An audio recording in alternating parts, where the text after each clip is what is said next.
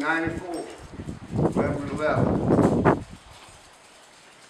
Been here ever since, beating the dust out of it. So how many heads of cattle or horses have you ran through here? Well, I ain't no tell how many I've run through it, but we run probably 15, 20 head longhorns, plus 10 head horses at most.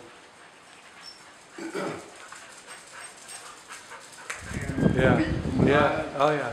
So anyway, what were you going to tell me? I brought one horse here that was actually some people from Friendswood brought him. Brought her, it was a mare, big mare, bought for their daughter's show. In 4-H, the mare, she'd eat you up. I mean, come at you with her teeth over the stall door. And people sold her this horse for a kid's horse to be shown. This was no more a kid's horse than it was a cowboy horse. But anyway, we got it broke, trained, and hauled her a little bit. Showed her at Galveston County Fair Rodeo, and showed her 8 classes and won 8 classes. And then they moved to North Carolina, and the girl showed her some, and had another horse that she also bought over here. And did real well with both the horses. And we usually haul horses to shows like during spring and summer. It's just been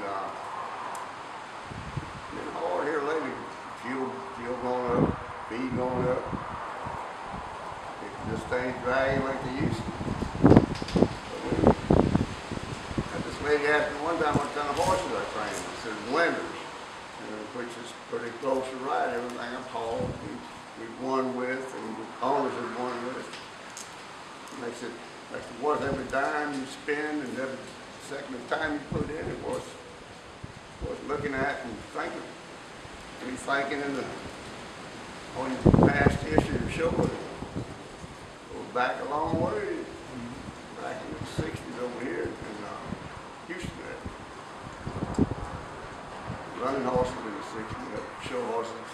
Well, I moved here in 76, shouldn't have. Hadn't trained nothing but mainly show horses. And the owners enjoyed showing them as well as I did. We had to get them going and get them started on them. How long has it been since you showed last? Well, probably 4 years, 5 years maybe. Just getting old. Age slows you down a bunch. And we also raise and train border collies. We don't breed them, we usually buy them when they pup. Train them in, teach them how to work cows and horses. And great dogs to work with, and smaller animals you can ask for. 67 in November. Is it November? Wore out on Cowboy.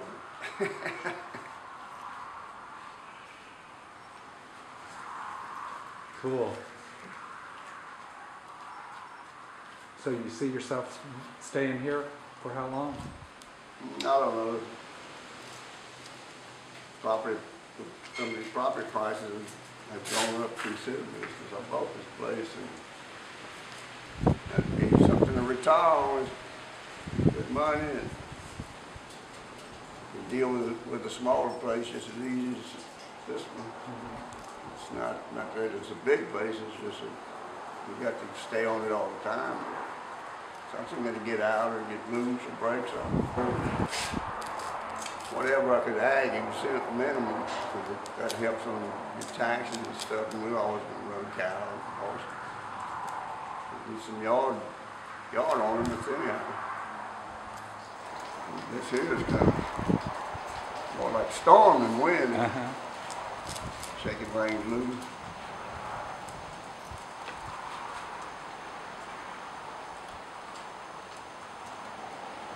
Yeah, I can remember seeing some horses in these stables. Oh yeah, I used to keep it full. I didn't do any boarding on this place, which I usually done on that other places.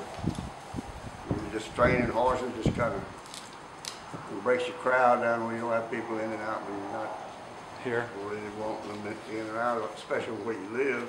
Yeah. And, we just kind of kept it down to the horse training end of it. Doc and I, my wife is a veterinarian, and we had a clinic up here for about a year, a little over a year.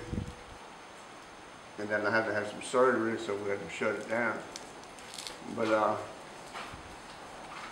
we never opened it back up, and kind of enjoying the time that we don't have to spend on it anymore.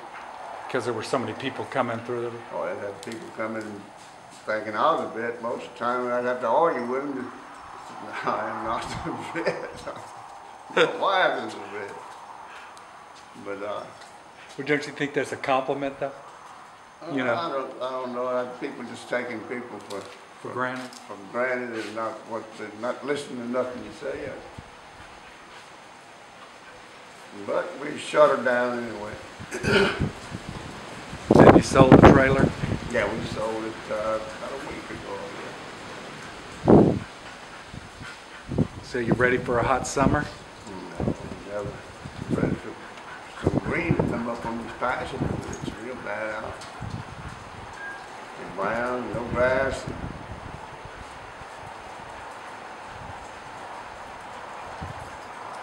So you got two daughters? Yes, they both live in Louisiana. One of them works for a dental office. She's an office manager for the dental clinic.